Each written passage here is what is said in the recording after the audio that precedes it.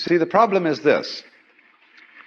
We identify in our experience a differentiation between what we do and what happens to us.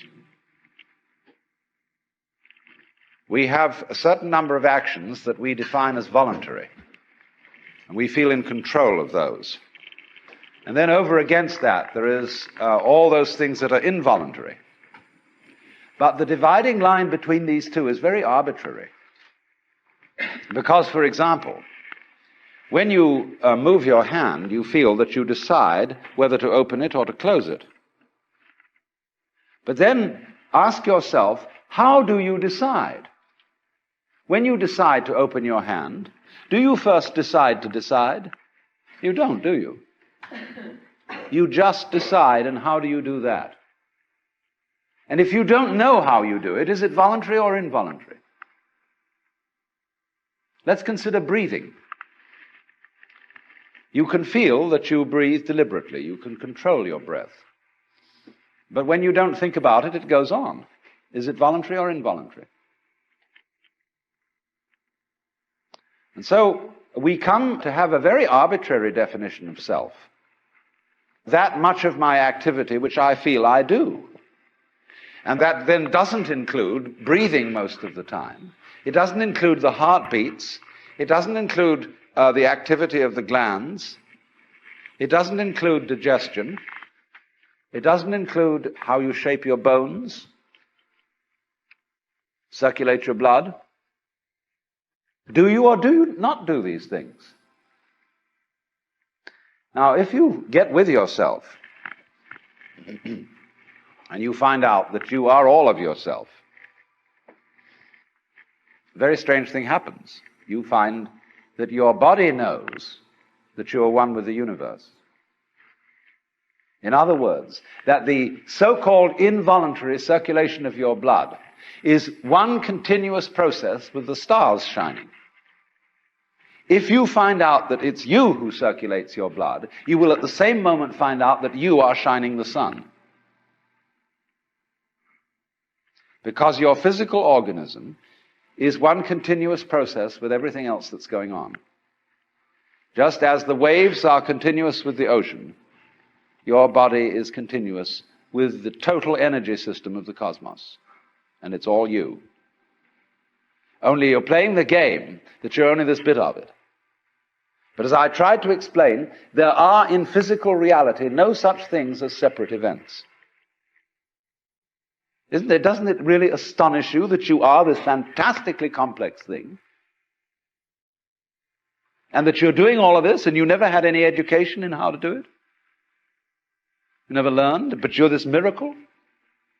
Well, the point is that from a strictly physical, scientific standpoint, this organism is a continuous energy with everything else that's going on. And if I am my foot, I am the sun.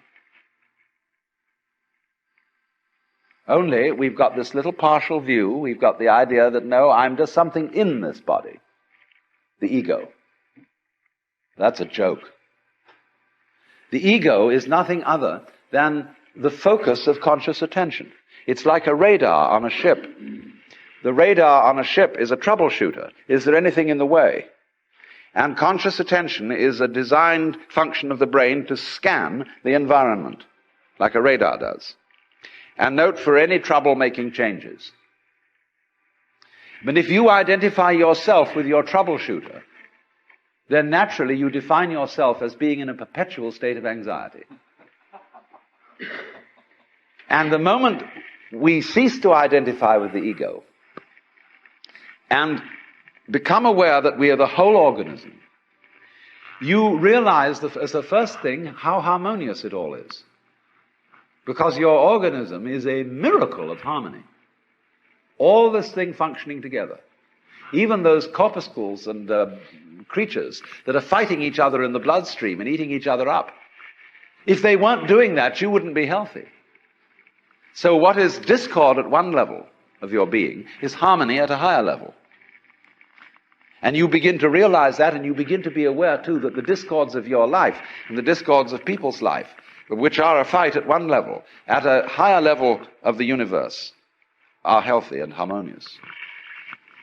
And you suddenly realize that everything that you are and do is at that level as magnificent and as free of any blemish as the patterns in waves, the markings in marble, the way a cat moves, and that this world is really okay and can't be anything else, because otherwise it couldn't exist. So then, if you awaken from this illusion, you can feel yourself not as a stranger in the world, not as something here on probation, not as something that has arrived here by fluke, but you can begin to feel your own existence as absolutely fundamental. What you are basically, deep, deep down, far, far in, is simply the fabric and structure of existence itself. So in this idea then, everybody is fundamentally the ultimate reality, not God in a politically kingly sense, but God in the sense of being the self, the deep down basic whatever there is. And you're all that, only you're pretending you're not.